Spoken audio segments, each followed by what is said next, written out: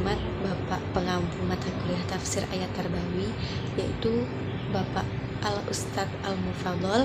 Perkenalkan, nama saya Cynthia Aura Cahyani,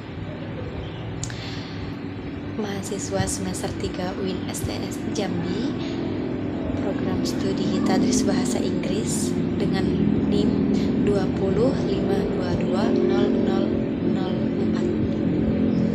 Di sini saya akan menjelaskan tentang hubungan surah Al-Isra ayat 24 dan surah Asy-Syu'ara ayat 18 dengan ilmu pendidikan.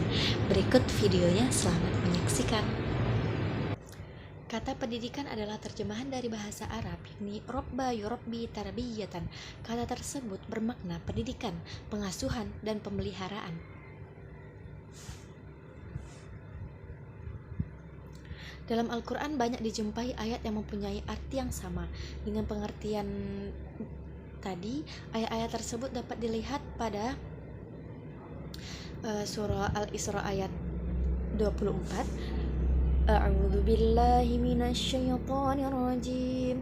Bismillahirrahmanirrahim. Wa qur rabbirhamhuma kama rabbayani shaghira. Yang artinya, ya Allah, kasihanilah mereka berdua sebagaimana mereka telah membimbing aku waktu kecil. Quran surah Al-Isra ayat 24. Selanjutnya dapat pula kita lihat pada ayat berikut. A'udzu billahi minasy syaithanir rajim. Bismillahirrahmanirrahim. Qala alam nurabbika fina walidan wa labithta fina min umrika sinina.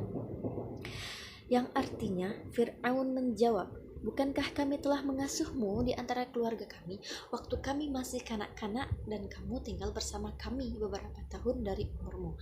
Quran surah Asy-Syu'ara ayat 18. Abdul Rahman Saleh Abdullah mengemukakan bahwa kata tarbiyah yang berasal dari kata Rabb atau mendidik dan memelihara banyak terdapat dalam Al-Quran. Demikian pula kata ilm yang demikian banyak dalam Al-Quran menunjukkan bahwa dalam Al-Quran tidak mengabaikan konsep-konsep yang menunjukkan kepada pendidikan. Istilah pendidikan dalam konteks Islam lebih banyak dikenal dengan menggunakan tema al-tarbiyah atau at-ta'lim dan at-ta'dib. Setiap tema tersebut mempunyai makna yang berbeda karena perbedaan teks dan konteks kalimatnya. Walaupun dalam hal-hal tertentu tema-tema tersebut mempunyai kesamaan makna, formulasi hakikat pendidikan Islam tidak boleh dilepaskan begitu saja dari ajaran Islam, sebagaimana yang tertuang dalam Al-Quran dan As-Sunnah, karena kedua sumber tersebut merupakan pedoman autentik dalam penggalian khazanah keilmuan dalam berbagai aspeknya. Dengan mengacu pada kedua sumber tersebut, diharapkan akan diperoleh gambaran yang jelas tentang hakikat-hakikat pendidikan Islam. Dalam memberikan uraian tentang hakikat pendidikan Islam, maka berikut ini saya akan menjelaskan lebih lanjut tinjauan terhadap pendidikan Islam. Dari kata tarbiyah, secara leksikal istilah tarbiyah tidak ditemukan dalam Al-Quran, akan tetapi ditemukan bahwa Al-Quran mempergunakan kata-kata yang akar. Katanya mempunyai sumber derivasi atau istiqaq yang sama dengan at-tarbiyah. Kata-kata yang dimaksud ialah ar-rabb, rabbayani, nurabbi, ribbiyin, rabbani. Demikian pula dalam hadis ditemukan penggunaan istilah Rabbani. Meskipun kelihatannya semua istilah tersebut mempunyai pola akar kata yang sama, namun masing-masing mempunyai konotasi makna yang berbeda-beda. Apabila istilah at-tarbiyah dilacak maknanya dari kata ar-rabb, maka ditemukan berbagai konotasi makna yang diketengahkan oleh pakar-pakar bahasa. Sebagai berikut. Dari Lois Marlouf mengartikan Arab dengan tuan, pemilik, memperbaiki, perawatan, tambah, mengumpulkan, dan memperindah. Dari Abi Abdillah Muhammad bin Ahmad Al-Anbari Al-Qurtubi memberikan arti Arab dengan pemilik, tuan, yang maha memperbaiki, yang maha pengatur, yang dan yang maha menunaikan. Pengertian tersebut merupakan interpretasi dari kata Ar-Rabb dalam surah Al-Fatihah yang merupakan nama dari nama-nama Allah Subhanahu wa taala. Imam Fakhruddin Ar-Razi berpendapat bahwa Ar-Rabb merupakan kata yang seakar dengan at-tarbiyah yang mempunyai makna at-tanmiyah atau pertumbuhan dan perkembangan. Al-Jauharari memberikan makna at-tarbiyah, Rabban dan Rabban adalah memberikan makan, memelihara dan mengasuh. Apabila istilah at-tarbiyah diidentikan dengan bentuk fi'il madi, maka hal ini dapat kita temukan dalam surah Al-Isra ayat 24. A'udzu billahi minasyaitonir rajim. Bismillahirrahmanirrahim. Wa qur rabbirhamhuma kama rabbayani shaghira, yang artinya, ya Allah, kasihanilah mereka berdua sebagaimana mereka telah membimbing aku waktu kecil. Dan dalam fi'al mudhari'nya, dalam kata dalam kita dapat menemukannya dalam surah Asy-Syu'ara ayat 18.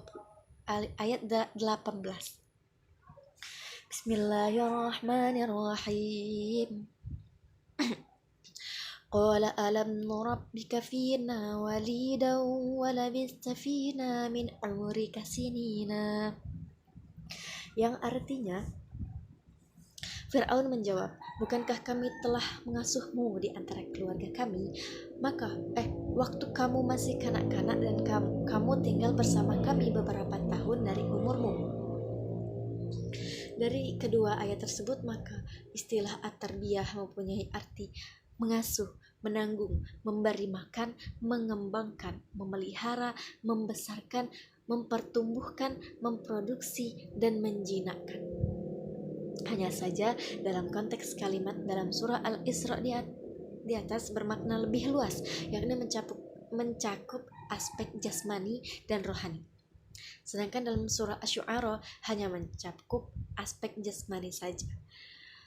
Fakhruddin Ar-Razi berpendapat bahwa Rabbayani tidak hanya merupakan pengajaran yang bersifat verbal, tetapi juga meliputi pengajaran tingkah laku. Sebaliknya, Sayyid Qutb menafsirkan kata Rabbayani sebagai pemeliharaan anak serta menumbuhkan kematangan sikap mentalnya. Selanjutnya, dari akar kata Rabbi menghadirkan kata derivasi lain, yakni kata Rabbaniyin dan Rabbauna. Kedua kata ini terdapat dalam surah Ali Imran ayat 79 dan 146. Bismillahirrahmanirrahim. Kunu rabbaniyina bima kuntum tu'allimuna al-kitaba wa bima kuntum tadrusun, yang artinya, hendaklah kamu menjadi orang-orang Rabbani karena kamu selalu mengajarkan Alkitab dan disebabkan kamu tetap mempelajarinya. Wa ka'ayyim min nabiyyin qatala ma'ahu rabbiyyuna katsirun fama wahanu lima asabahum fi sabilillahi wa ma sa'afu wa mastakanu wallahu yuhibbus sabirin, yang artinya, dan berapa banyak nabi yang berperang bersama-sama mereka, sejumlah besar dari pengikutnya dan yang bertakwa. Mereka tidak menjadi lemah karena bencana yang menimpa mereka di jalan Allah, dan tidak lesu dan tidak pula menyerah kepada musuh. Allah menyukai orang-orang yang sabar. Maka kata Rabbayaniyin dan Rabbani dapat kita temukan pada hadis Nabi yang mempergunakan kedua kata itu. Hadis tersebut yaitu kunu rabbaniyina hulama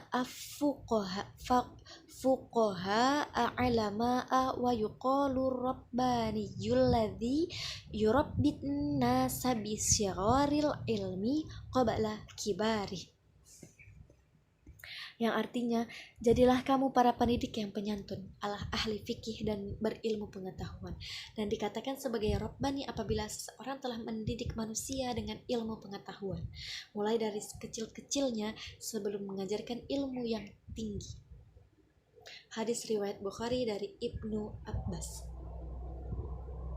Bila diperhatikan hadis di atas, ditemukan bahwa arti at-tarbiyah atau sebagai padanan dari Rabbani adalah proses transformasi ilmu pengetahuan dari tingkat dasar menuju tingkat selanjutnya. Proses Rabbani bermula dari proses pengenalan, hafalan, dan ingatan yang belum menjangkau proses pemahaman dan penalaran.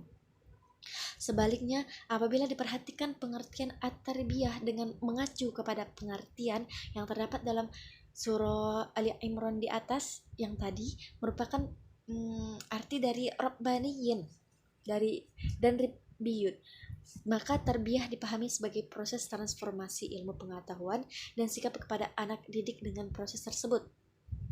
Anak didik mempunyai semangat tinggi dalam memahami dan menyadari kehidupannya, sehingga dengan demikian terwujudlah ketakwaan, budi pekerti, dan pribadi yang luhur.